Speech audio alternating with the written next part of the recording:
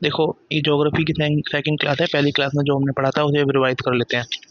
बहुत बहुत कम पढ़ा था। भारत की अवस्थिति पढ़ा था, है ना। अगर हमें भारत की अवस्थिति, कोई हमसे पूछता है भाई भारत की अवस्थिति बताइए कि भारत कहाँ स्थित है, बताइए, तो हम उससे पूछेंगे भाई मतलब किस किस मतलब आप ये पूछ रहे हो कि कौन सी, कि एशिया के हिसाब से अवस्थिति पूछ रहे हो या वर्ल्ड के हिसाब से पूछ रहे हो। बोलो भाई एशिया के हिसाब से बता दीजिए हम। एशिया के हिसाब से भारत दक्षिण एशिया में स्थित है, और वर्ल्ड के हिसाब से भारत नॉर्थ ईस्ट हेमिस्फीयर में स्थित है। अब नॉर्थ ईस्ट हेमिस्फीयर का बता दीजिए। हम जो लैटिट्यूड में अर्थ को बांटते हैं वो नॉर्थ और ईस्ट में बांटते हैं, तो भारत यहाँ हो गया। और ईस्ट में, और ऐसे ईस्ट में बांटते हैं तो भारत ये तो, और लॉन्गिट्यूड के हिसाब से बांटते हैं, लॉन्गिट्यूड के हिसाब से बांटते हैं तो भारत ईस्ट ईस्ट में हो गया, तो नॉर्थ ईस्ट हेमिस्फीयर में हो गया। बात सिंपल सी हो गई। अब स्थिति का महत्व पढ़ लीजिए। भारत दो दो कटिबंधों में है। भारत दो कटिबंधों में है। कटिबंध हो गए जोन, दो जलवायु कटिबंधों में है। मतलब एक तो आपका शीतोष्ण हो गया, temperate temperate climatic zone. Bharat को ना कर्क रेखा आगे हम पढ़ने वाले कर्क रेखा भारत के कौन कौन से राज्य से गुजरती है। भारत को ना कर्क रेखा काटती है। जो कर्क रेखा के ऊपर है वो तो शीतोष्ण हो गया, है ना। कर्क रेखा 23 डिग्री हाफ जो हो गया ना, वो कर्क रेखा हो गई। वो भारत के 22 पॉइंट हाफ, है ना वो। तो वो हो गई, तो वो भारत को बीच में से काटती है। तो आप ये मान लीजिए, तो ऊपर का शीतोष्ण हो गया, नीचे का उष्ण कटिबंधीय, है ना। ऊपर का temperate zone, temperate climate zone, नीचे का ट्रॉपिकल क्लाइमेट जोन। इसी कारण ना भारत हिमालय के नीचे स्थित है, और ये दक्षिण में स्थित है। साइबेरियन शीत पवनें होती है। भारत में दो टाइप की जलवायु हो सकती है। भारत भारत में पर्यटन है। भारत 7500 लंबी की वो है, 7500 किलोमीटर लंबी वो है तटीय सीमा। भारत हिंद महासागर से शीर्ष पर स्थित है। दक्षिण पूर्वी एशिया और यूरोप के साथ व्यापार में भारत है। जीवाश्म खंडार है जिसका बॉम्बे हाई सी रीजन है, और केजी बेसिन हो गया, और तटीय व, और भारत में पर्यटन का विकास हुआ है। ये सब बातें हम पढ़ चुके हैं, नुकसान भी पढ़ चुके हैं। भारत का हम लॉन्गिट्यूडनल और लैटिट्यूडनल एक्सपेंशन पढ़ लेते हैं। लॉन्गिट्यूड को बोलते हैं देशांतर, और उसको बोलते हैं अक्षांतर।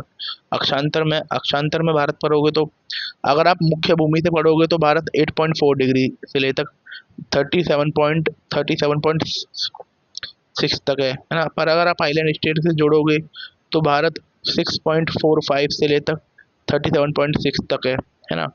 और यही यही और इक्वेटर से भारत की दूरी 876 किलोमीटर है। 3200 किलोमीटर, 3214 किलोमीटर ऊपर से नीचे, 2933 वैसे, है ना। अब और ईस्टर्न हेमिस्फेयर में देखोगे, ईस्टर्न लॉन्गिट्यूड के हिसाब से, लॉन्गिट्यूड तो 68 से लेकर 97.25 है। यहाँ तक हमने पढ़ लिया था। इसके आगे हम पढ़ने वाले हैं। अब जो भारत का सबसे दक्षिण दक्षिण वाला पॉइंट है ना, वो है इंदिरा कोल। वो पीओके में है, पर उस पर विवाद चल रहा है, विवाद है। और पर जो नॉन विवाद वाला है वो एन जे 9842 लद्दाख, लद्दाख में है NJ 9842, है ना। और जो भारत का सबसे उत्तरी पॉइंट है वो इंदिरा कोल है, जो पीओके में है, उस पर विवाद है। जो भारत का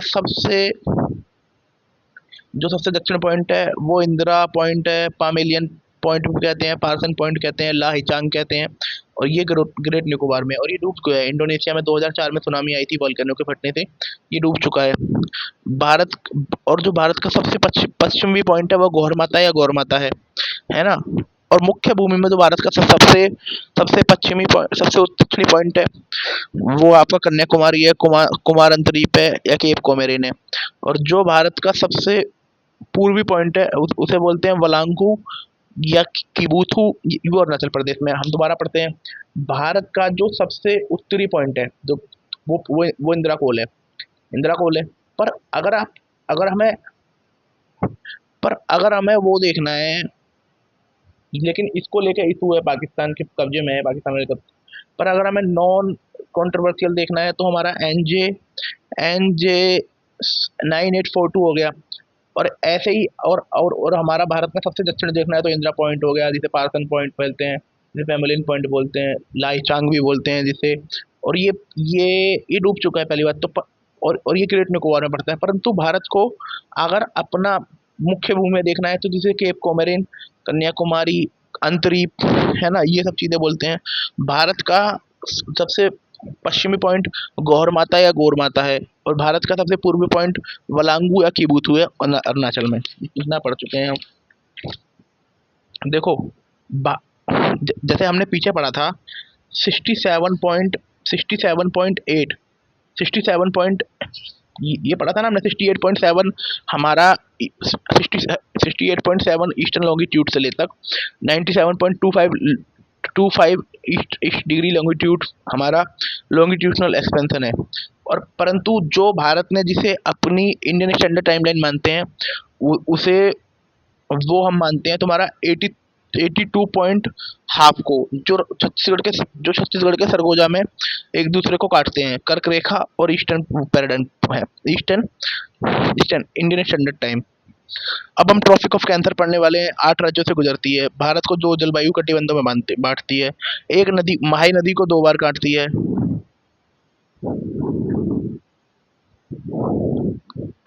माहे नदी इसे 2 बार काटती है ना।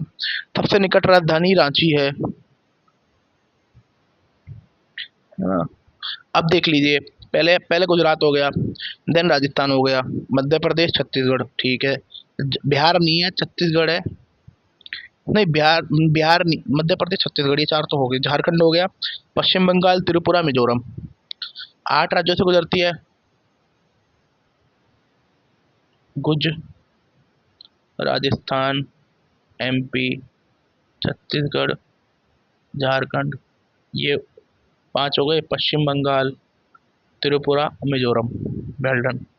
त्रिपुरा और मिजोरम, है ना, ठीक है ठीक है।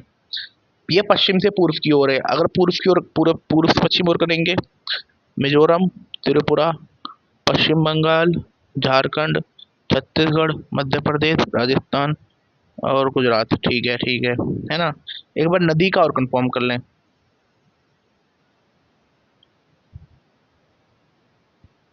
कौन सी नदी कर्क रेखा को 2 बार काटती है?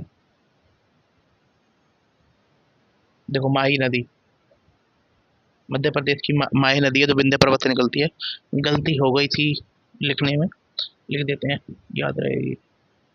माही नदी, है ना। भारतीय मानक समय रेखा, अब वो इंडियन स्टैंडर्ड टाइम जो 82 पॉइंट हाफ से गुजरती है ना, ये 5 राज्यों से गुजरती है। UP, MP, Chhattisgarh, Orissa, Andhra.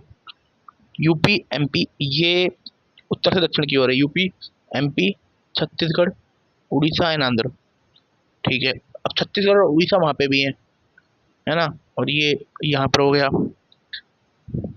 ये अंतर्राष्ट्रीय मानक समय रेखा से 5.5 आगे है ना, ठीक है। देशांतर 0 डिग्री, जिसे 0 डिग्री देशांतर के नाम से जानता है।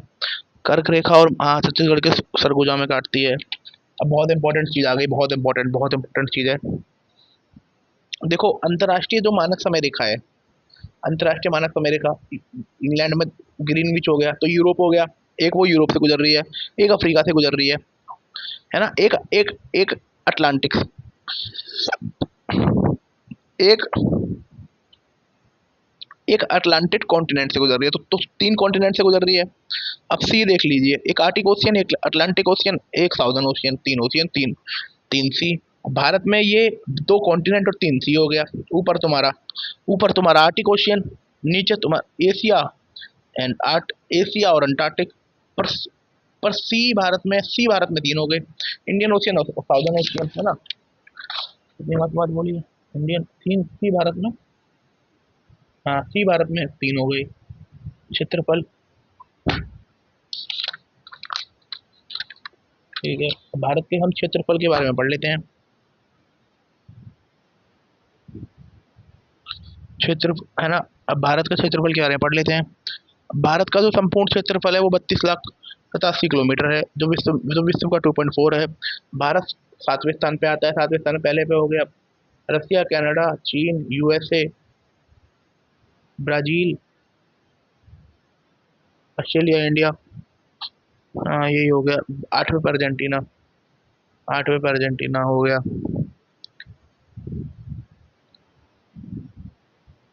देन इसके आगे हम अगले उसमें पढ़ लेंगे। Thank you.